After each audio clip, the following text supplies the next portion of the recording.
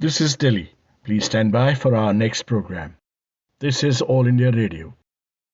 In our national program of talks tonight, we bring you a panel discussion entitled Overcoming Stammering. The participants are Dr. Ruchika Mittal, well-known audiologist and speech therapist, Kriti Munjal, clinical psychologist, Vishal Gupta, IT professional and a winner over stammering, and G. Rajaraman, media personality who initiates and moderates the discussion. Hello and welcome to this conversation. It's a very important one, primarily because it discusses something which we normally don't talk about, but only make fun of. And I'm talking of stammering here. And to help us understand what stammering is, what it does to people who stammer, and what it does to people who don't stammer, and who have to live with such people, who interact with such people, I have got a very eminent panel with me. Vishal Gupta is an IT professional and has survived stammering. Welcome to the show, Vishal. I've got Dr. Ruchika Mittal, who's a speech therapist, has spent years helping young and old understand what the issue is and overcome that issue. Welcome to the show, Thank you. Dr. Ruchika Mittal. And I've got Kriti Munjal, a clinical psychologist. She has helped a number of people also understand and overcome the psychological issues that come along with stammering. Vishal, let me start with you. What is stammering? For me, stammering is a different way of speaking where you take time, where you have pauses. So I would treat as stammering is physiological, psychological, but as well as it's a social problem as well, that we're not social sometimes. And I think the major issue behind stammering is what I feel is that we think that we are alone. So it's more about we have to build ourselves in a way that how we can accept ourselves and how we can build the level of confidence. We have to come out from our comfort zone as well. Super. We will get to the details of how you overcame it and everything that you went through. But let me get to you, Kriti. What happens to a person who stammers? What are the psychological issues that come along with stammering? One major aspect that we see with people who stammer is anxiety, because a lot of times when they start speaking during their preschool years, during their kindergarten, what they feel is that friends do not accept them, the family members do not accept them the way they are speaking. The parents also feel that, why my child is stuttering, why my child is stammering, and from there starts the feeling of anxiety that whenever they're in any social situation, they feel that they're not able to converse as fluently as as their peer is or as their other family member is. They go through a lot of other emotional experiences like shame, like embarrassment. Then they start withdrawing also, and because of that withdrawal, it also leads to impacts their quality of life, and they're not able to focus well on their career, focus well on their academics, and also that impacts their social relationships. Right. We will understand a little bit of what you've just said in greater detail in just a moment. Dr. Mittal, tell us a little bit about how you help people overcome stammering. And in fact, how do you even diagnose stammering, and what are the kinds of stammering and stuttering that happens? Stammering is a fluency disorder. As Vishal mentioned, that they are not able to communicate properly when there are three kinds of stammering. It's a developmental stammering, neurogenic stammering, and psychogenic stammering. What Vishal is talking about is a developmental stuttering. Stammering and stuttering both are the same. It starts from the childhood. Majority of documented is around 60 to 70% of the children, they go through this phase of disfluency when they are learning language.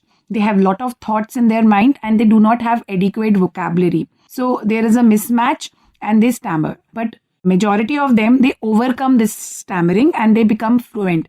Few kids are not able to overcome and it leads into a lifelong issue with them. So if parents are noticing some disfluency in the child and if it is prolonging for more than 6 months, then they need help of a speech language pathologist. Neurogenic and psychogenic stuttering, they comes later in life, Neurogenic is after some incidents of a stroke, some trauma, neurological trauma, some disease. And the psychogenic stuttering, it comes because of a person might have gone through some psychological trauma and later on the symptoms of stammering has erupted in him. We tend to brand everyone together, put them all in the same basket, and I think society as at large tends to isolate such people who stammer. We put them in pigeonholes, we call them names. Vishal, sorry to put you through this, but can you tell us what you went through when you were stammering? So I remember I started my stammering from the age of between 3 to 4. I remember there was a time when I was in my class, I think it was KG, I guess, and where my friend who actually imitated me and who imitated in a way I didn't feel well. So that was the first impact. There are a lot many things. It's not only that somebody is imitating you. It's like you are not able to express your thought. So in a class, you know the answer, but you are behind the scene. You're not taking courage to speak because you think if I speak, if I will not able to speak, what others thinks about that. So those anxiety, stress, isolation comes. And I think as we grown also, we know that we are in the way of our career, right? Building, and where we need to give interviews to crack these such things, right? And then those were also the very toughest time, right? And in college, you have presentation as well, where you have to perform in front of like 50, 60 people, right? And you don't know that what emotions are going in your body and how you tend to things and your anxiety level at peak, right? So those are the things which I have gone through with that. But eventually, the thing which helped me is the therapy plus acceptance, which really worked with me. Like introduce in myself the courage, how I can become an extrovert, right? How I can advertise myself in front of people. Brilliant. Thank you very much, Vishal. Very courageous of you, not only to share here, but also to motivate others who are listening into the show. Let me take this to you, Kriti. A child, and he said he felt it at the age of 5 when he was in kindergarten. What can psychologists do at that stage? A child probably is unaware of the psychological issues that come along. What can clinical psychologists like you help understand not only the children who face this issue, but also teachers, the fellow students, and maybe even parents? Yes. So the first and foremost thing that we work is with the parents, because their acceptance is very important. And because a lot of times it happens that when parents bring their child, even though they bring the child through school referral or they bring them through themselves only, they are largely in a denial position. So because, they feel my child should not have this problem, or I am responsible for this particular problem. So there is largely a lot of, denial which the parents go through. So making them accept that yes, your child is facing this problem, and only once they start to accept how they communicate with the child when the child is stuttering, we teach them that thing. Because a lot of times it happens that when the child is stuttering, the parents cut them off, they rush them, or they kind of tell them that you should not say this word, you should they start to avoid that particular word. They start teaching the child avoidance mechanism. So first and foremost, we teach parents how to communicate with the child who is stuttering, and then we work with the child. So for example, he goes to a school. When he goes to school, he obviously comes with a lot of this children bully him. So how he can actually face those bullies, how he can, through broken record technique, how they can actually let the other people also know that this is something that I am working on. So they also need to accept that yes, I am stuttering and I am working on it. So we teach the child those social skills as well, and we also help them relieve their anxiety. Thank you, Kriti. Thank you so much. Dr. Ruchika Mittal, I'll come to you now. When someone like Vishal at a very young age is stammering, and there are issues, and Ruchika has pointed out how psychologists can help, how soon should someone come to you for solutions? Is it necessary that they come in at a very early age? Because some people don't recognize it. Some people go to physicians, some people go to try alternative medicine. So what is the best time for someone with stammering to come to you and seek solutions from a therapist like yourself? If a child is stammering, I mentioned before also, if he's stammering, first is take it lightly. And if he's stammering more than 6 months, then they should seek a professional help. And if a child is unaware, if a child is not aware, but the parents have noticed it and they have bring the child, so we go with the counseling of the parents. We don't touch the child, because if he is not aware, let's not make him aware. Because if he becomes aware, he will stammer more. Because we counsel, we treat at the level of the parents. We tell them that don't give them the words, don't complete them, listen to them patiently, whatever they are saying, if they are taking time, listen to them patiently. And we tell them that you have to change the way you are talking and you are dealing with the child. You have to give the role model, because sometimes the children are speaking very fast. And because of that, there is an incoordination between their breathing and their thoughts, and they stammer. So we tell the parents that you start speaking slowly, not only with the child, but also among yourself. so that he doesn't feel that something special is going on with him. And then take the child more and more to social activities and counsel the teacher that she should give him the adequate time to talk. And apne ghar mein bhi tell the child to give a joke, but he should not feel that he is special. But give him the time and give him opportunities to speak and give him a role model of how to speak. We work indirectly on the child. Right. Vishal, this word avoidance has come up in our conversation. Yes. What happens when you start avoiding people? Do you lose confidence or you're angry with the world? What emotions go through somebody who's starting to avoid people because he stammers? I think we, being a stammerer, we avoid at the stage when we have a lot many stress, anxiety. Obviously, because we don't want to participate. The thought is that if I participate, things will not go well. And that's the reason that we started to avoid people, right? But the main point is that the more we avoid, the more we are creating issue for ourselves. Internally, it is actually increasing more avoidance. That even in future, if there is any presentation, there is any viva or maybe a reading thing in the class, you will surely avoid it. Yes, Vishal, So- but there are some things you can't avoid, like making a presentation, for example. I'm sure you will recall making a presentation, having to make a I presentation. remember when I was in my class 2, there was a subject where we have to read, conversation, right?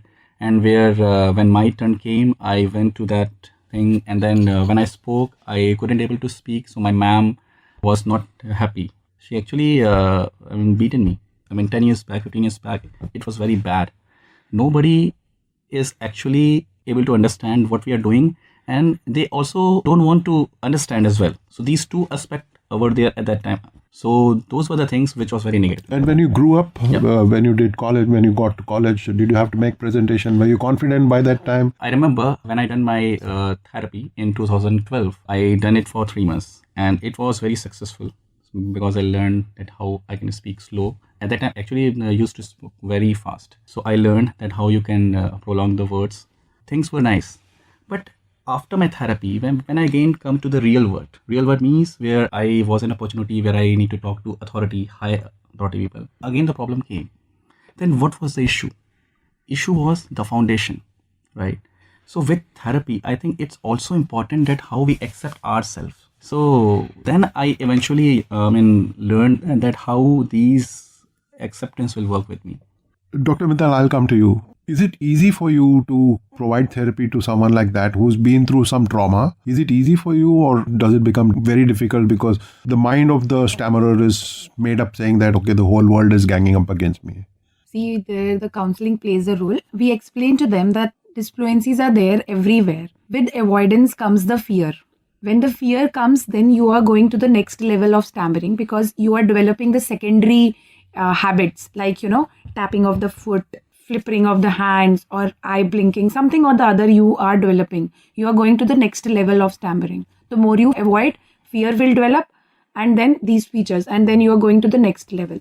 First, we try to make them comfortable in the therapy sessions and we do go outside the therapy sessions also. As he's mentioning, Vishal is mentioning that he was over with his therapy sessions and then when he went to the job interview, when he was talking to a higher authority, he was in that trouble. So the therapy takes care of everything.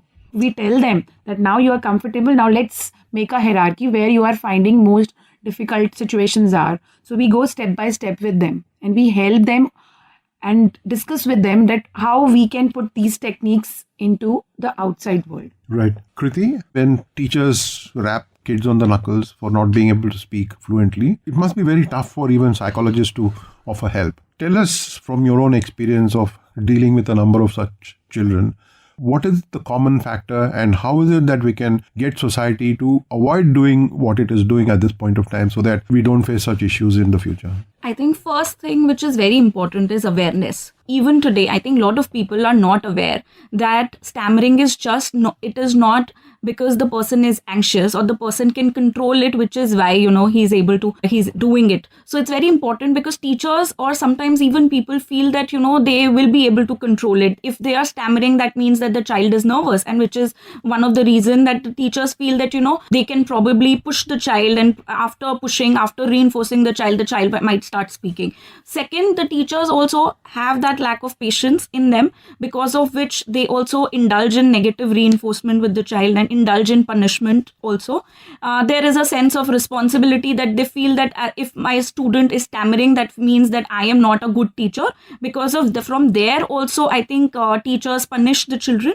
So it's very important that each teacher, each family member is aware that this is not the child mistake, that if the child is stammering. And from there, once the acceptance will come, that's how, teachers would also understand that yes, if there is a child in the class, how they need to empathize with the child, and also make other students in the class also empathize and help the child and create more inclusive and supportive environment in the classroom. When in life did you find such empathy, Vishal?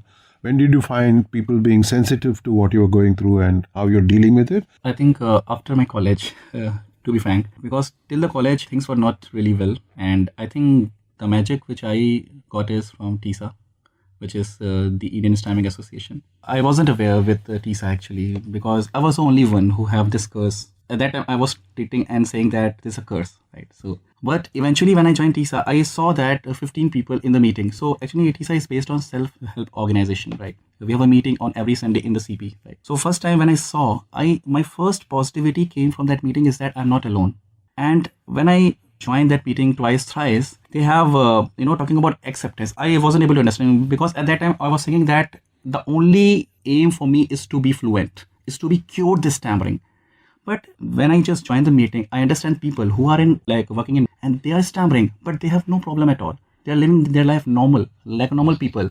Even if they utter in not well in few words, it's completely fine for them. So when they can do that particular thing, they can achieve that job in their career. So I just understood all those things. And when you accept, it not means that you accept and you just don't do any practice, any therapy session. It's not like that. Acceptance means even if you stammer, you don't have any problem. That's the finest thing of that. And then I merge my practice, whatever I have learned from the speech therapist, and I also did a lot of practice. So I talked inside the metro loudly. Hey, my name is Vishal Gupta. I'm a stammerer. I'm a proud stammerer, and I'm awareing you, all of you guys, that how a stammerer feels when he stammer. So I just do a lot of things. You actually did this? Yes, even I have a recording as well. And I did the same thing in my company. So in my second company, when I had around 3 years experience, I was, planned that I will do a presentation in front of all the employees. So I just talked to my HR. She told me, we have one event, so I will give you a chance. So she gave me a chance. I performed my presentation. And the first word is that, hello everyone, I'm a person who stammer. And here I want to introduce myself. These 3 lines created a magic in me. I couldn't utter in a single word, right? So that is the magic of acceptance. And then your practice, which you're already doing, right? So this combination of these 2 things is actually a very great thing for me so far. Beautiful. Beautiful. Dr. Mittal, would you recommend going into a metro coach and standing there and saying, hey, everybody, I'm a stammerer? Do you recommend that? We don't do that in the therapy side, but we do tell them that you talk to people in the metro. Even if you know the way, just take out your fear, your social fears. So the people you meet in the metro, they are not, even if you stammer, you don't have to feel shy. You're not going to meet them again. Just take out your fear of talking to strangers. So we do recommend this, but not like what he did. This is a brave man sitting here. An inspiration for everybody. Yeah. I don't think we need a Hrithik Roshan or a Dilip Kumar. I'm told he had speech issues and he went to a therapist as well. One of the legends of Indian film industry. And there's so many other examples. Tiger Woods from My World of Sport, President Joe Biden, right? Yeah. So then Bruce Willis, one of the more powerful actors in Hollywood. And then Samuel Jackson, a legend. When people like that have got issues and can overcome, obviously they are inspiring others, but you're no less, Vishal. You're no less. Kriti, let me come to you. We would just talk about how you need to do certain things to overcome the fear that is inside you, to overcome the anxiety that stammerers sometimes feel. Is that something that you would recommend? Or is there a process that you like to follow? before people can go out in public and exhibit their confidence and courage? We start with imagery, relaxation. We teach children also, and we teach adults who come up with stammering for a psychological therapy, how they can, through relaxation, they can reduce their anxiety. Then because anxiety is also stemming from the thought, so we work around with self-defeating thoughts that they establish through their childhood, the schemas that they that a child or an adult starts to have when they are when they are growing up. Like, for example, I can't do anything. So these schemas actually deter us from actually behaving in a certain way, or in fact that also increases stammering. So we work around with those self-defeating thoughts that the individual might present also, and then help them deal with their anxiety in terms of giving them more relaxation strategies, so that whenever they are in a situation where they are stammering, they're able to utilize those relaxation strategies and also work around their thoughts before they are going towards an event, so that the combination of thought and combination of those relaxation techniques can help the person relieve the anxiety. Ruchika, I know this may not be directly related to helping stammerers, but one of the biggest problems that they face perhaps is when they are answering a phone. The person at the other end is waiting for some kind of a message to come through. Phone is an essential part of everybody now. It's almost becoming an extension of who we are. How do people like this overcome the fear of getting on the phone and speaking to people? So we start again similarly as with the strangers. We start the telephone training also. Oh, there is. Okay. Yes. The reason why they are stammering more in the telephone is that because when you are seeing a person, reactions. On a telephone, you don't know. So they are just imagining, their imaginative thoughts, what the other person will think about me, what is going on in his mind, and you are not seeing that person. So that is creating pressure on them, and that is why their stammering increases over a telephone. So we first try to help them overcoming those thoughts, right? What the other person will think. We help them. There are techniques with which we help them to overcome those thoughts. And then we start with the strangers, like customer care. You call at a customer care, or you order a pizza and after that cancel it. So that we help them slowly and sensitize them over the telephone to overcome their stammering and their fear over a telephone. Right. Vishal, let me bring that to you. Yeah, sure. What is the advice you will give to the person on the other side of the phone who's expecting to hear your hello very quickly? What is it that you will tell them when you meet them face to face? What will you tell the larger audience which, when speaking to stammerers, must exhibit? What is it, that one quality that you will tell them to own and have in them? Whenever I have any situation, so while I'm speaking to somebody and in between I have a huge block or I took time, right? Quickly I express my thoughts to them that, hey, I'm a person who stammers, so please be patient. That's my one thing which I always applied. And if in terms of a big crowd, as you were asking, right? So in that as well, I try to do the same thing. It's not bad. Even if why we are treating a stammerer word as a problem? For me, it's not a problem. Even if I tell that a single word, I'm a person who stammer, after it, everything would be fine for me. And I think doing that practice, you will find that a way that even though the situation is there, but you need not any such thing. So now, if I talk about my recent days, in my telephone calls, I am completely fluent. If I want to speak in front of like 550 people, 100 people, I'm fine now. But that is because whatever I have done in the past, my practicing, my acceptance level with me, and I think it's more like, and I think a very good, line which I always remember of Van Riper, which is like, stammering is when you are not trying to stammer. So why you are hiding yourself? If you open up, then eventually things would be solved. Right. So these are called self-advocacy skills that you are talking about, that I am a stammerer and be patient with me. Kriti, do you want to add to what Dr. Ruchika Mittal just said? Yes, so definitely, like I was mentioning, that it is the thought that is very important when we are dealing with persons who are stammering, because once they are able to take control or take charge of their thoughts, they are able to succeed, and they will soon realize that they are able to do whatever anybody else is able to do. Part of the therapy is also counseling, I guess. So do you also advise them to dumb down some of their expectations, to peg it down, to lower their expectations, and to ensure that not to expect empowerment immediately? Yes. So what is it that you besides the therapy, beside the physical part of it, what are some things that you would tell a stammerer who comes to you for therapy? See, we tell them that 5 to 10% of the stammering is okay. And now we have a very busy world. You have to understand, you don't have to react to every action, every emotion. You don't have to react. It's a busy world. Sometimes somebody doesn't have a time to listen to you. Even it happens to a non-stammerer. If I'm not very good into my vocabulary, or if I'm an introvert, I'm not stammering, but if I'm an introvert, so I will take time and other person might not have a time. So you don't have to feel bad about it. It's okay. Let it go type feeling you should have. There will be many people, you are thinking because you are stammering, but there are people who also feel bad, who also get this feeling of ignorance or of avoiding, even if they are not stammering. We sensitize them with these feelings and we help them to understand that others also have something. You have to respect their time and their things also. Don't get so excited and don't get so nervous. They may not be bullying you.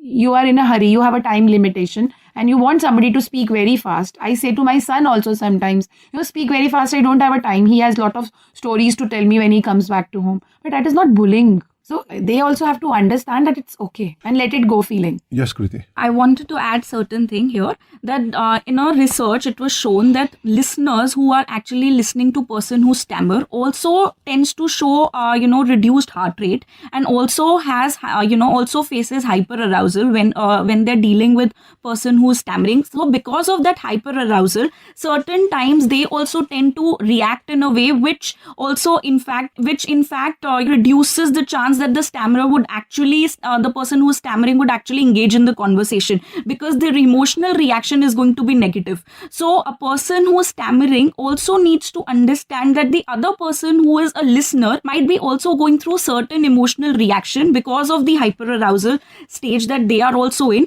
And lot of times people are not aware, like for example, if they're dealing with the person who is anxious or if they're dealing with the person who is stammering, they are not aware that how they need to deal with that person, what are the steps that they need to do. So certain times because of that uncertainty, they tend to react in a way which may not be very conducive, because of which there can be negative reactions. Super. Last word to you. What will you tell both stammerers and people around them? What is the one thing that they need to remember? Because what we are trying to do is sensitize people to be sensible and to be sensitive, so that they don't ostracize stammerers. It's very common. It has been very common. So what is that one thing you will tell both stammerers and non-stammerers? You should first tell your emotions to your parents, to your closer one. The moment you tell that what you feel while stammering is very important, because the major concern is what I have seen is that we want to be isolated, but that's not the path. Start expressing your emotions when you are stammering. The moment you're expressing, that's the journey of your, you can say that managing this stammering or overcoming this stammering. And for the people who don't stammer, listen carefully if somebody is taking time or having blocks while speaking. Second thing is that don't complete their sentence, because a high amount of things which we have seen that people always, if I saying that ma, ma, ma, then people say my. So please don't complete the words of a person who stammer. Sometimes people end up guessing words for the other. Yes. So thing is that for a person who stammer, he feels bad about that, because he thinks that I want to complete my sentence, but that person complete, right? Mm-hmm. So there is some impact in our emotional level, which needs to be. Yeah. And I guess anybody who's listening to a stammerer, who's having conversation with a stammerer, should be able to have eye contact all the time. I think it's very critical. It kind of shows respect to the person you're having conversation with. We do it with everybody. More so with stammerers. I think it's very important that we do that. And even I have seen members who have a very severe stammering. Severe means they are not able to even utter a single sound of the word. Thank you very much, Vishal. You are an inspiration, and I'm sure anybody who's listened to what you've just said will feel inspired and discover themselves and the confidence in themselves. Thank you as well to Dr. Ruchika Mittal and to you, Kriti, for being here and for sharing your thoughts. Thank you. Thank you. In our national program of talks tonight, you were listening to the panel discussion entitled Overcoming Stammering. The participants were Dr. Ruchika Mittal, well-known audiologist and speech therapist, Kriti Munjal, clinical psychologist, Vishal Gupta, IT professional and our winner over Stammering, and G. Rajaraman, media personality, who initiated and moderated the discussion. Produced and presented by Naveen K. Gupta of All India Radio Delhi, this program came to you from the Delhi station of All India Radio.